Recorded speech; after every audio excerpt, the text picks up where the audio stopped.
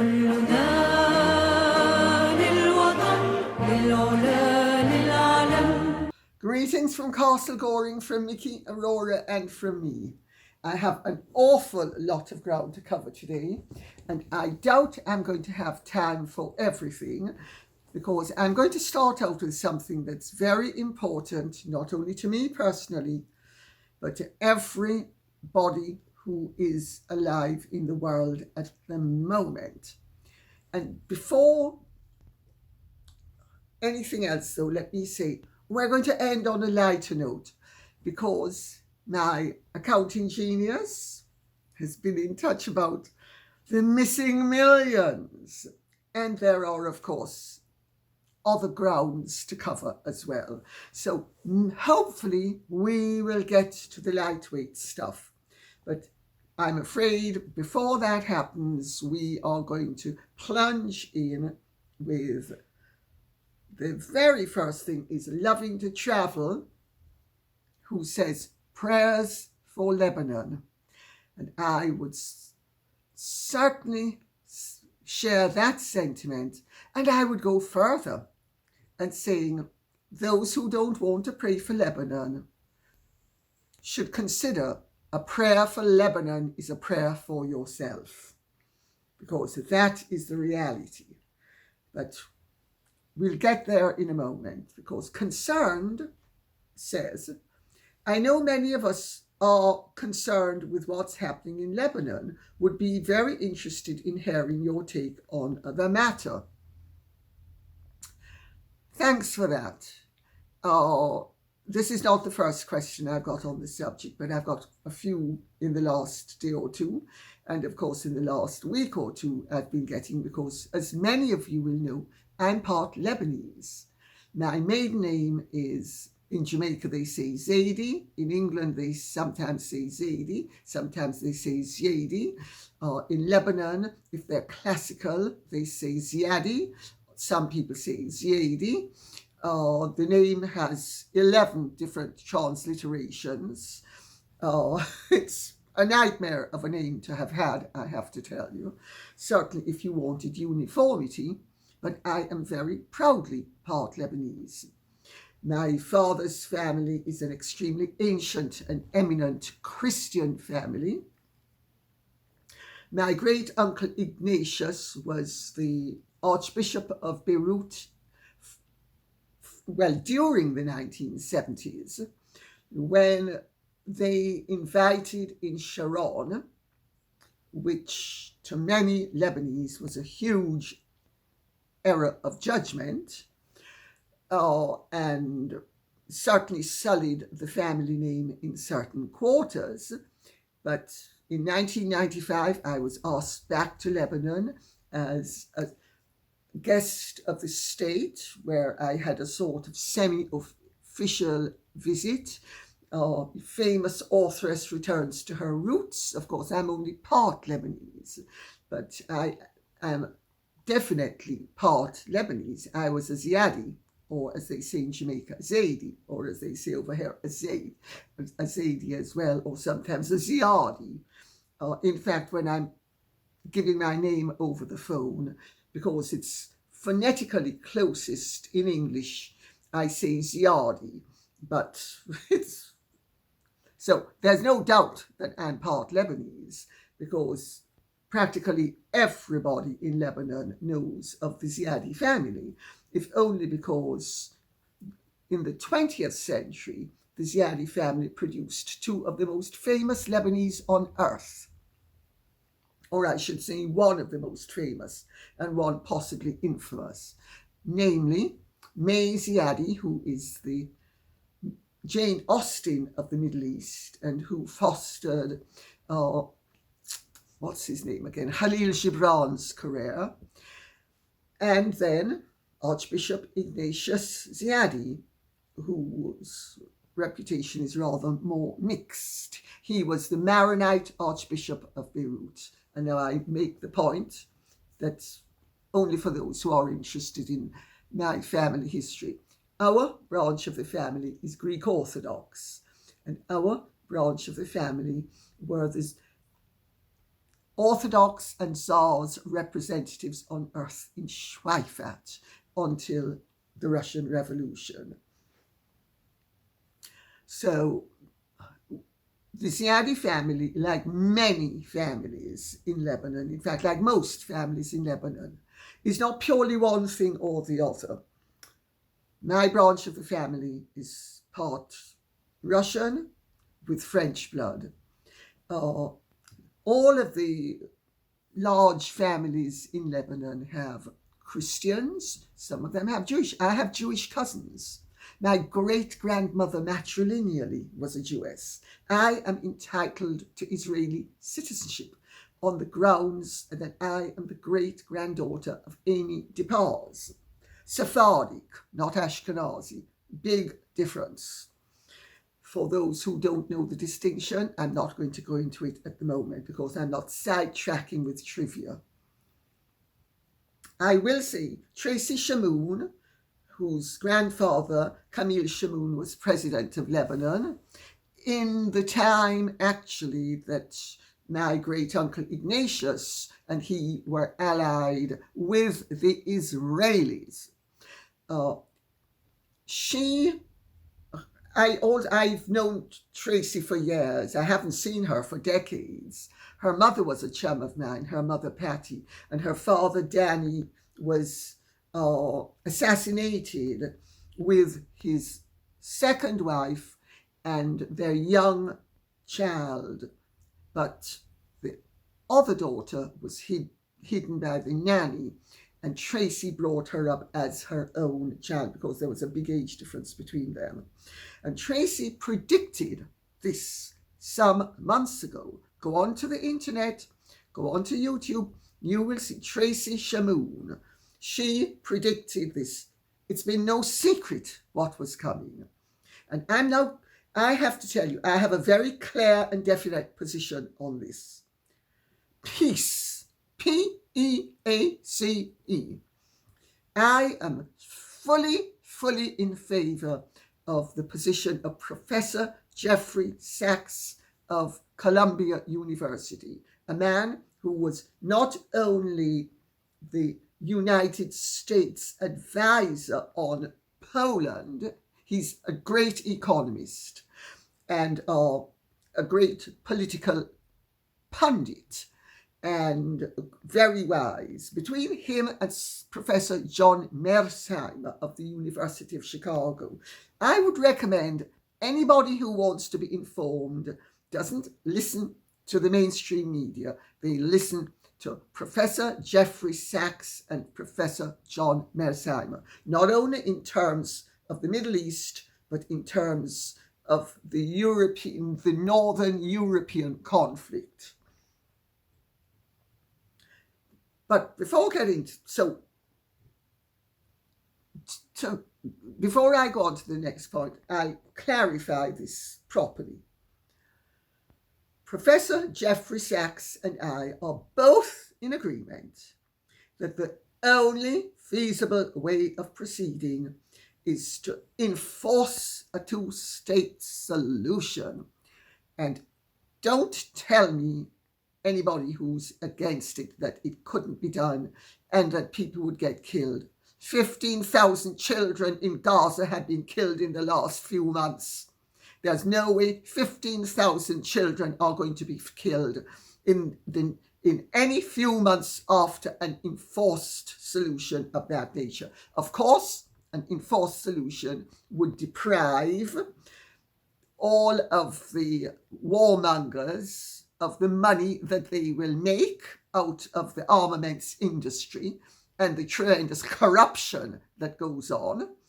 But that is the only feasible solution. And I'm now going to read out what a leading figure in the Jewish community, whose wife is Israeli, said to me, and I've written it down. I'm going to read it out. The world is potentially being dragged into a third world war, couldn't be more correct, so that a leader who should be charged with war crimes and crimes against humanity can escape going to prison for the local crimes that his own country has been trying to hold him accountable for years. I'm going to stop right there and gild this lily.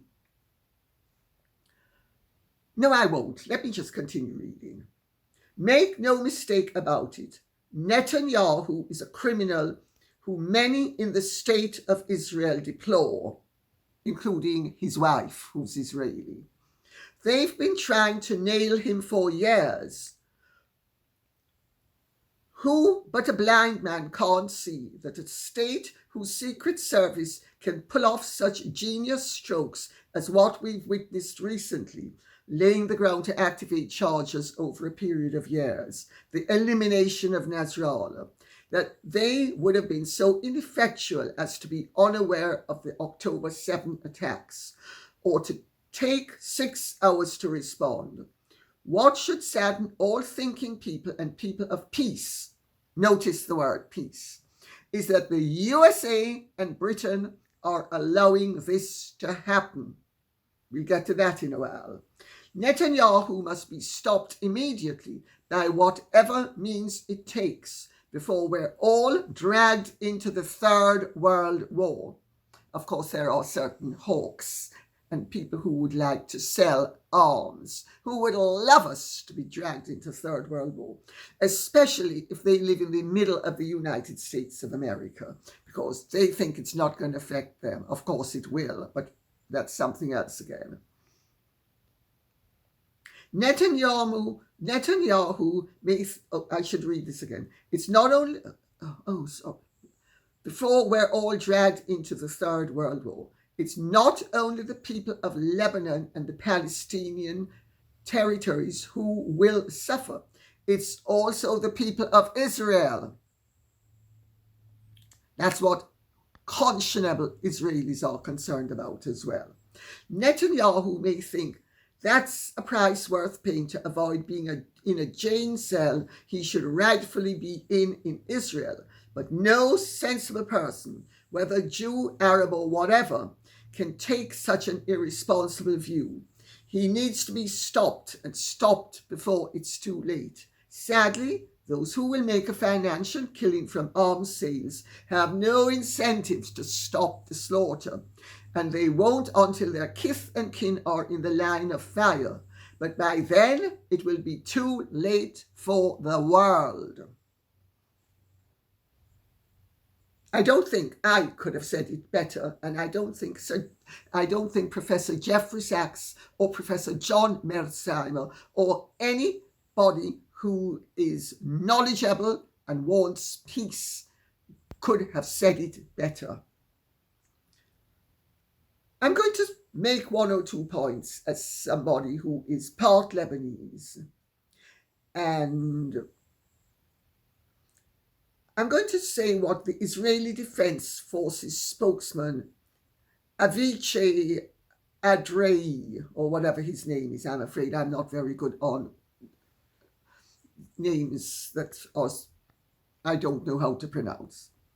But he told Lebanese citizens to the north of the Awali River, some 60 kilometers, that's 36 miles from the border, to vacate their homes because they want to bomb them. Now, can you imagine if Mexico or Venezuela simply announced that they don't like people who are occupying parts of New York, and New Yorkers better vacate Manhattan, otherwise they're going to bomb them? Can you imagine the hue and cry there would be? There are a few guidelines and a few roads from the past to hopefully peace that I would advise anybody who wishes to be informed on the subject read up on. The first is the 10th of March 1948 Plan Dalet. That's Plan D-A-L-E-T. You can find it on any official Israeli site. Read it. It is a study in forward planning that has been adhered to this day. The 10th of March 1948. Google and listen to Professor Jeffrey Sachs. He serves as the director of the Center for Sustainable Development at Columbia University. He was the US government's economic advisor on Poland. And everything he said about Poland was accepted by the government. And the very same things that he and the other experts were saying should apply to Russia, the Clinton government decided it shouldn't. Listen to Professor Jeffrey Sachs. If you want to save your world and avoid a conflagration of the most massive kind, listen to Professor Jeffrey Sachs. JEFFREYSACHS. We'll now go to Professor John Meirsheimer. MEIRSHEIMER. He is the R. Wendell Harrison Distinguished Service Professor in the Political Science Department at the University of Chicago, where he has taught since 1982. MEIRSHEIMER. Listen to him. You want to be informed as to how we can save our civilization and we can save our skins? Let's just stick to our own skins. Let's be selfish for a moment. Because depend on it, the alternative is most of us, in some way, shape or form, are either going to fry or suffer. I would also direct you to Google a 6-year-old child called Hind Rajab, HIND RAJAB, and the fate that befell her. You can also Google Camille Chamoun, CAMILLECHAMOUN, who was president of Lebanon, which incidentally hasn't had a president for 2 years. He made the point in the 1970s that everyone needed to respect Lebanon's rights to its borders and that they should not be violated and that war should not be waged from Lebanon or within its borders.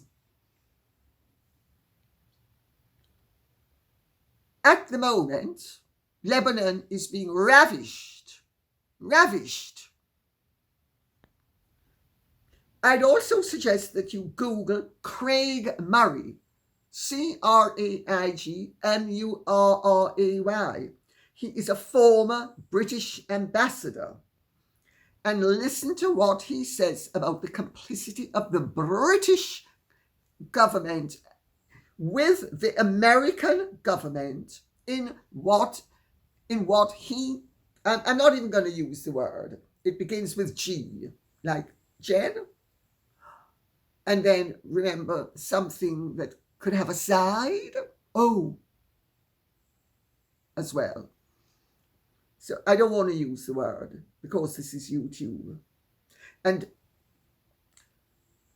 I will end with the observation that Hezbollah, which incidentally most Lebanese don't want and don't like, Hezbollah did not exist in 1978. Hezbollah is a result of previous errors of judgment that we have made. We the West, we have made errors of judgment. most Lebanese don't want Hezbollah in their country, but they certainly don't want a foreign power eliminating them to get to Hezbollah. And on that note, I'll say, to me, this is not a debate. I'm not prepared to debate the matter. Everybody's entitled to their own opinion.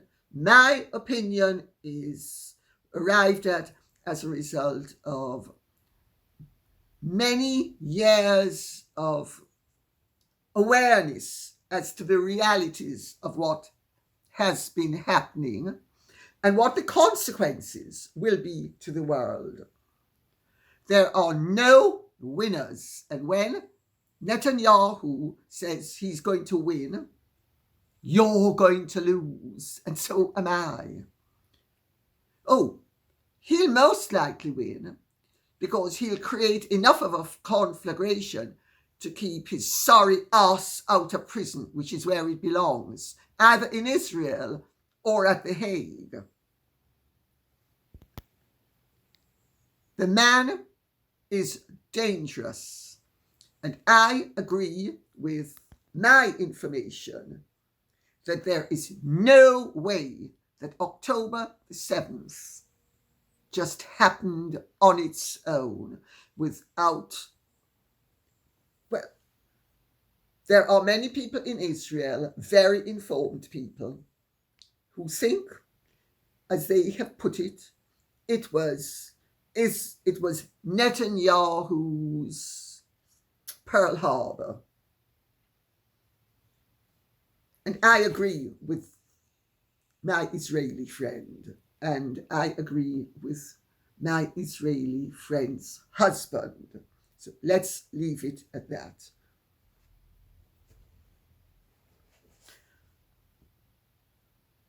Callie Broussard-Wheeler says, I run a charity and it is audited very tightly. If I break the grant agreement or move money, not happy with the fiduciary, it is all hell to pay. You must do what the grants imply and disperse money like the grant is stated. Well, of course, Callie Broussard-Wheeler, you haven't said whether you are British or American, and your spelling doesn't give away your origin.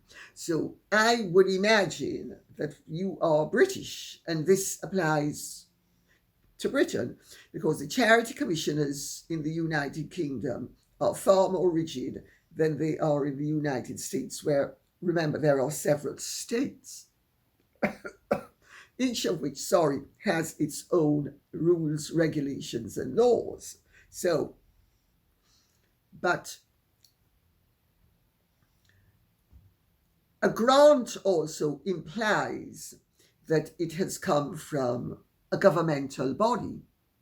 Harry and Meghan's organizations do not have, to the best of my knowledge, grants from governmental bodies. But you're right, if they do, they should be properly applied. And if they don't, they should still be properly applied. But we'll get to that in a moment. Because Lucy Cochrane says, Dear Lady C, hope you are well today. I am, thank you. Extremely sad, but well. Do you really think the Harkles will be investigated because of the missing money from Archewell? With this new material from Harry about Camilla, it will all lead to the proverbial nail in his coffin in his bid to come home to his family and work for the monarchy. The one thing in all this world that King Charles will not tolerate is any harm coming to his queen, especially words coming from Montecito. I would not be surprised if the king refused to see Harry from now on about anything. What do you think? Love you bunches. Thank you, Lucy Cochrane. Well, you've asked two questions, and I'm going to have to answer them separately. And I am now going to read out what my financial genius, my accounting brilliant, has had to say about the latest attention being paid to Harry and Meghan's Archewell accounts. There are some vital points concerning this $4 million mismatch which are being overlooked. 1. The Fidelity charitable donation was made to Archewell Inc. using Archewell Foundation's tax reference. Why? Archewell Inc., of course, that's Archewell Incorporated, is not the same as Archewell, the charity. So that's a really important question that needs to be answered. 2. Archewell Inc. is the group label for all the Archewell entities, including the foundation. Only $2 million was booked as received by the foundation. So the remainder went, if you trust the Fidelity Charitable 990 return, to a for-profit entity within the Archewell group. You see the distinctions? Why did this happen? Who tricked Fidelity Charitable into misapplying the foundation tax reference to the whole donation? Which Archewell company received the $4 million? You see? Really interesting. They've been so clever. Too clever by half is stupid by whole when people zero in on what's going on. 3. The Archewell Foundation has had in excess of $8 million in its bank accounts for 2 years, calendar years 2021 and 2022. Why, therefore, is the interest earned on those funds so pitiful, under $20,000 for 2 years, even if we assume, for sake of argument, that the $10 million duration in 2021 only came into the account at the end of 2021. There was a minimum of $8 million in the account for the whole of 2022. That should have earned a minimum of $160,000. But there is no trace whatsoever of this level of interest income. I conclude the $8 million is not in the Archewell Foundation bank accounts at all. It is somewhere else, earning interest for the Harkles personally, perhaps. Or else the $8 million shown in the Archewell Foundation's bank and cash accounts at 31st December 22 is actually a loan note, an IOU, deposited by whoever has had the money. Talk about smoke and mirrors and shiftiness. 4. The excuse that timing differences account for the difference between the Fidelity charitable payment to Archewell of $6 million and Archewell's receipt of $2 million will not wash. Both entities show that their accounts filed with the IRS for the identical period of calendar year 2022 are on the accruals basis. This means that significant transactions leading to debtors' receivables and creditors' payables must be accounted for. Archewell Foundation does account for some payables. Unpaid bills at the 31st December 2022, which are paid in 2023, but which relate to 2022. So, why was the $4 million not accounted for as a receivable into the foundation at the 31st December 2022. My answers to this question are up above at point 2. He then concludes, I know something rotten when I see it. I call for a full IRS investigation of this matter. Well, need I say more? Today we're certainly hitting upon some weighty matters, aren't we?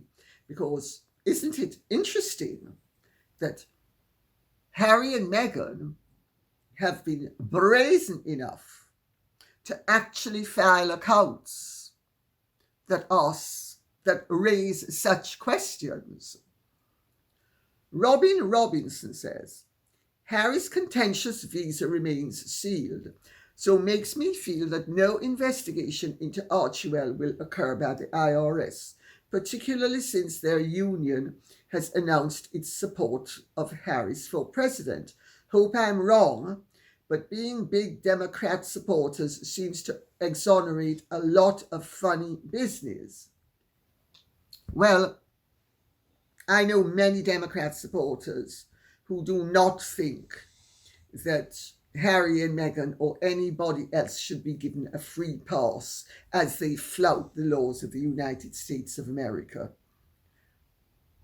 Of course, there are always corrupt entities in every political institution, or if they aren't corrupt, some of them lean to corruption. But I'm yet to meet, let me rephrase that, I'm yet to know of any country that had 100% clean record where politics or the administration of government was concerned. Sue Vosloo says, seeing Harry at that thing yesterday, he looked like his old self, smiling and happy, more than he does when he is with that thing he married. Yes, many people have been making that observation, some of whom who know Harry. And the take that I have got from one or two of them, and I need to be careful what I say, for obvious reasons, is that when Harry is around Meghan, he is suppressed. He has surrendered himself, his identity. He actually is a submissive. When he is free of Meghan,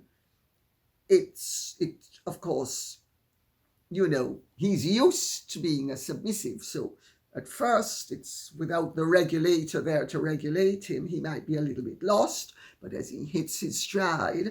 But Harry is evidently a very dependent personality. And even though he may suffer under the lash of his controller, he's still, it feeds a need within him. And when he doesn't have that hand on his head or on his back, let's skip the head, the back, one twitch to the left, third finger poking in on the fourth vertebra means X, thumb going down means Y. Misery loves company. Maybe Harry is beyond hope. I throw that out for what it's worth. Because maybe Harry will remain beyond hope unless he deals with the lacunae within his personality and within his soul. Because at the moment, what we are getting is the trained facade, the face that he was brought up to show the world.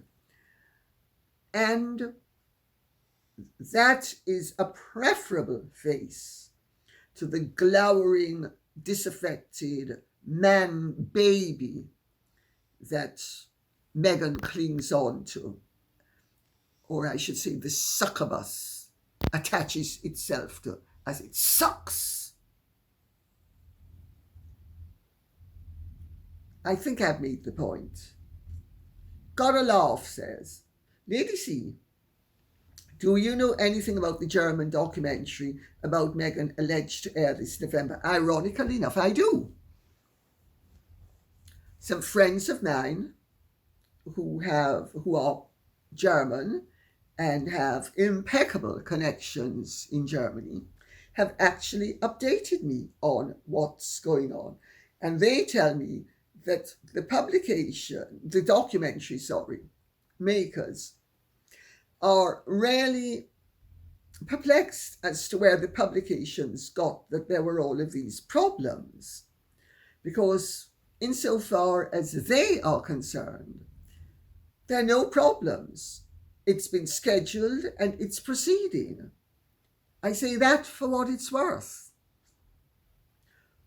Of course, if Harry and Meghan wanted to spread the story, and remember also to just keep themselves in the news. Oh, look how potent and powerful we are. We've managed to shut down the German documentary, or we're so powerful we are managing to get them to recalibrate. My goodness, everybody, Harry and Meghan are so powerful. We better quiver and quake whenever we hear their name, especially if we are a media entity. Oh, whether we are pusillanimous, rather pathetic, male online, male offline, or just males generally, especially with an LE. I hope that answers the question. Let's wait and see. I forget when it's coming out. Oh, I was told when it's coming out, but it's been scheduled and it remains scheduled, and they don't understand in Germany what the kerfuffle is all about.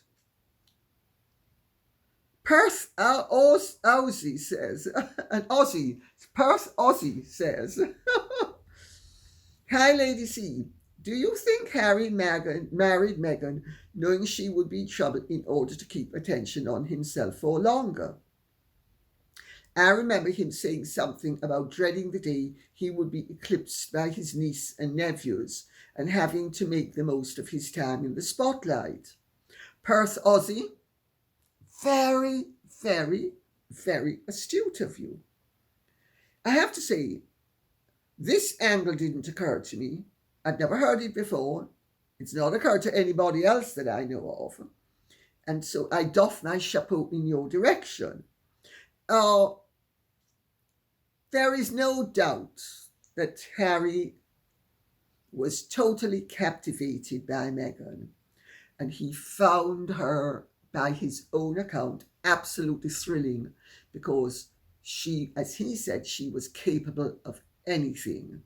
He loved the danger and the lack of boundaries that underlay her total lack of scruple, as it has turned out to be. So you could say that the coward, but the malicious coward, or the greedy coward, or the egotistical coward, or you could say the egotist who was cowardly but also decent enough to play by the rules. So his get out of jail card, liberation.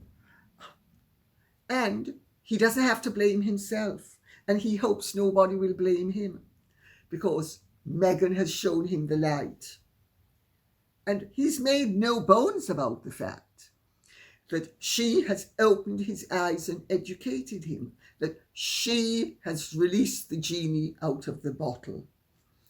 So if you believe that we all have an id, an ego, and a superego, and that the id is chaotic, and that the id is basically conscienceless, and that the id is basically just there, a clash of things, and that it is the ego and superego that control the chaotic element of the id,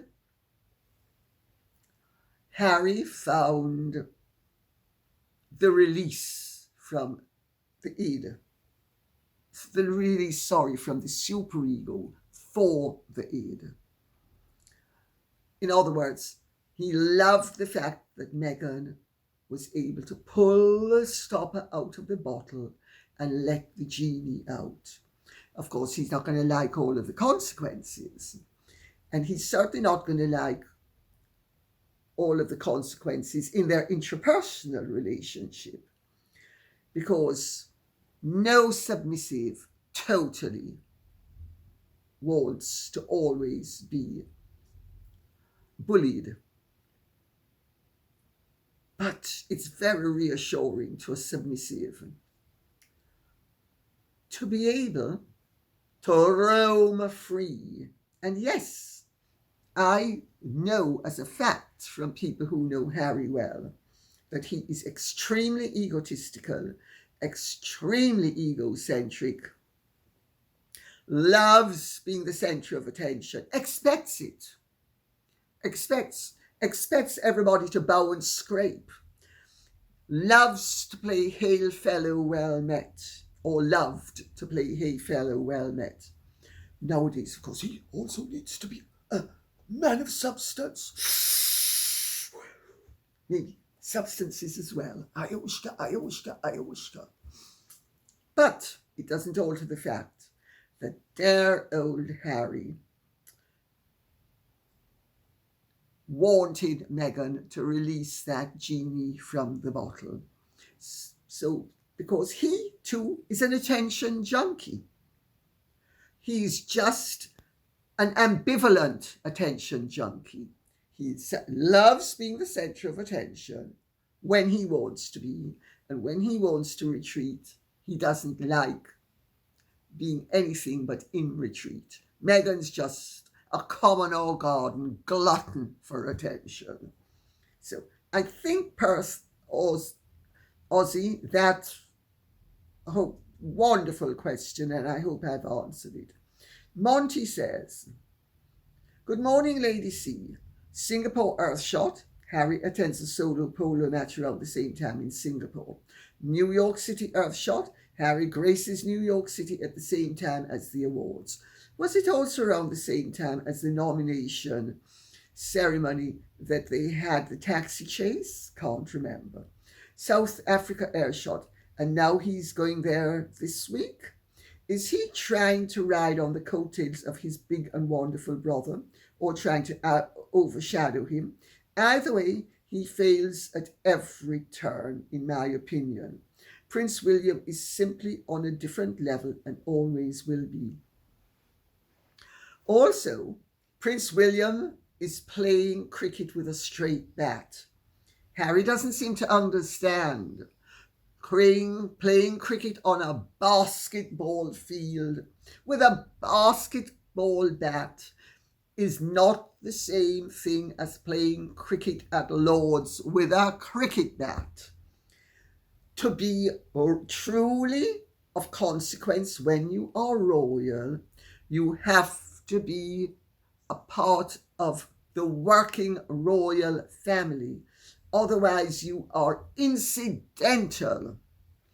And the lower down you are in the totem pole, the more insignificant you are, which of course addresses the comment that we just answered in terms of Harry being aware of the fact that as his niece and nephews grew up, he would be marginalized, and he wanted to grab the opportunity, and he's Harry hasn't he? Meghan and he have been grabbing every opportunity. But Harry is ersatz. William is the real McCoy. And, ultimately, if people have a choice between the Kohinoor diamond and a cubic zirconia version of the Kohinoor diamond, which one are they really going to put themselves out of the way to see? Or another analogy, people queue in their thousands to see the Mona Lisa at the Louvre in Paris. Do you see them queuing to see the copy of it? A version of it? No, it's the real thing that ultimately is what is of significance. Harry, yes, he's very newsworthy because he's royal and he's controversial. He and Meghan are extremely newsworthy. But that's not the same thing as being prestigious. And if they haven't learned the lesson yet, believe me, they're learning it. The Hollywood Reporter has been showing them the way. The Daily Beast has been showing them the way. Even the Daily Mail has been showing them the way. And we are going to end with NIUK, who says, are you expecting the children of a family to love and respect the mistress of their father, with which he committed adultery, who ruined your family and made your mother miserable? Yes, we are. To be blunt, we are. And I'll tell you why we are. First of all, Camilla did not ruin Charles and Diana's marriage. William knows it, and if Harry doesn't know it, he should. Everybody who knows anything about them knows it. That's the first thing. Camilla didn't ruin Charles and Diana's marriage. Charles and Diana's marriage was ruined because they were incompatible. And she, more than he, actually contributed to the demise of the marriage because she wanted to change him into something he wasn't and ultimately couldn't be. And that disincentivized him from remaining engaged.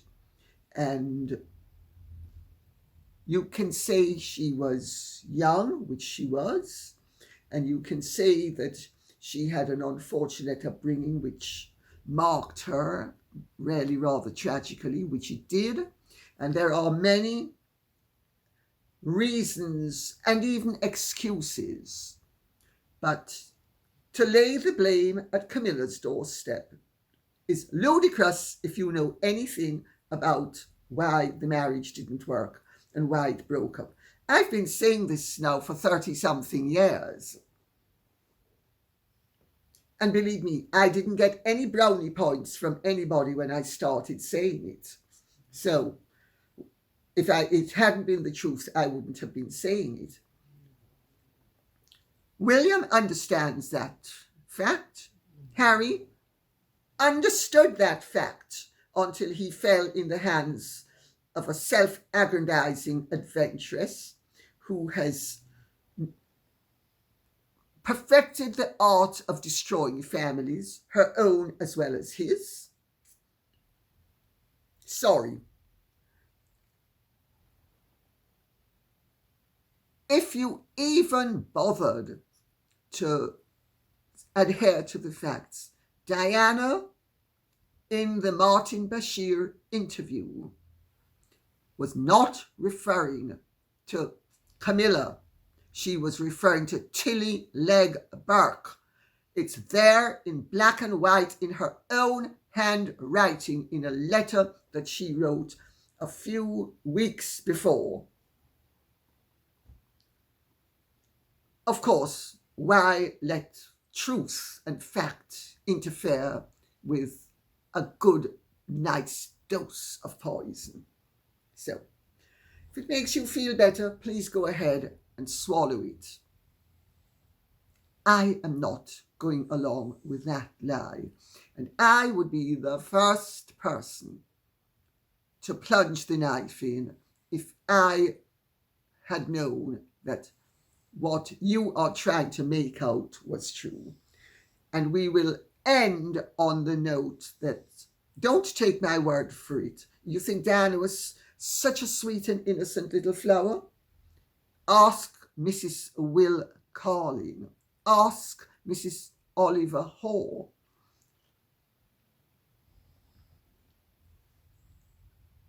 We'll stop there because there were a lot more than 3 in the marriage. A lot more. And Diana is the one who brought most of them into it. And I do wish people would leave off on the whole business of blaming Camilla for something she was not to blame for, and exonerating Diana when Diana didn't exonerate herself. And also, the woman's been dead for nearly 30 years. Can't we just leave her to rest in peace? And on that note, I'll say thank you very much for listening. I hope this has been of some interest to you. If it has, please keep the questions and comments coming in so I will know what subjects you would like us to be addressing. Thank you so much. Godspeed. And if you have truly enjoyed this, would you care to like, share, subscribe, press the notification bell, and take good care. Bye-bye.